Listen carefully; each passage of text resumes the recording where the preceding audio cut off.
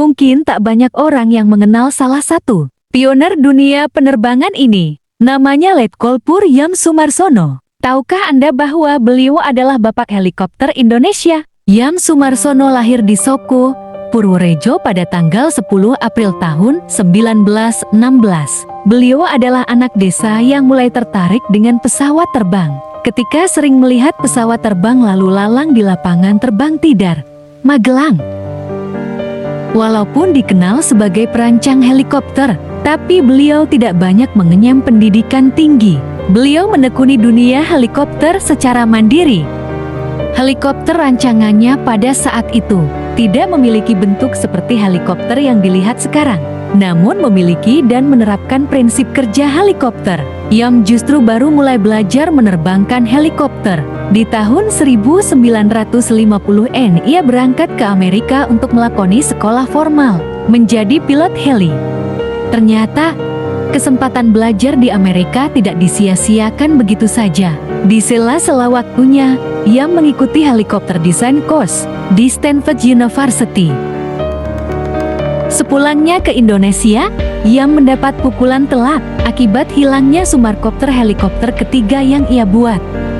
Cobaan ini tidak membuatnya putus asa. Ia terus berkarya untuk kemajuan penerbangan helikopter tanah air. Tahun 1963 Soekarno kepincut dan memilih yang menjadi pilot helikopter kepresidenan. Dari situ ia berkenalan dengan Ahmad Yani.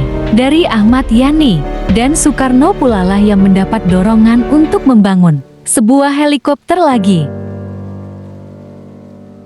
Yam kemudian ditempatkan di Pindad untuk merancang helikopter buatannya yang diberi nama Kepik.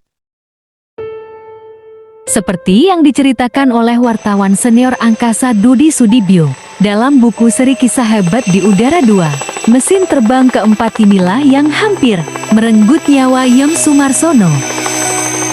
Saat ingin lepas landas dan terbang ke Jakarta dari halaman Pindad, Maret tahun 1964, ia memegang kemudi Kepik. Mesinnya meraung kian tinggi bersamaan dengan putaran rotor yang kian cepat.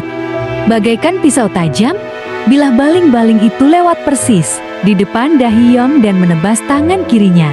Terlempar tak tentu arah, sampai terhenti akibat menabrak tembok. Dalam musibah ini Yam harus kehilangan salah seorang asisten terdekatnya, bernama Dali. Yam pun butuh waktu hampir 2 tahun untuk memulihkan cedera fisik dan psikologisnya. Akibat kisruh nasional, Yam beralih dari pilot heli kepresidenan menjadi pilot penyemprot hama tebu dan kelapa. Bagaimana Yam bisa terbang lagi dengan satu tangan?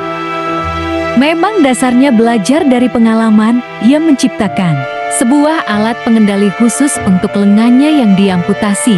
Pria kelahiran Purworejo, 10 April tahun 1916 ini menyebut alat ciptaannya itu dengan nama Throttle Collective Device. Pada bulan Juni tahun 1990, beliau diundang ke Paris untuk mendemonstrasikan Throttle Collective Device, lengan buatannya itu untuk menerbangkan helikopter Bell 47G. Bahkan pada usia 83 tahun, bulan Februari tahun 1999, sebelum masuk rumah sakit dan akhirnya pergi selama-lamanya, tanggal 5 Maret tahun 1999 karena kanker menggerogoti paru-parunya, Pak Yam masih menerbangkan helikopter.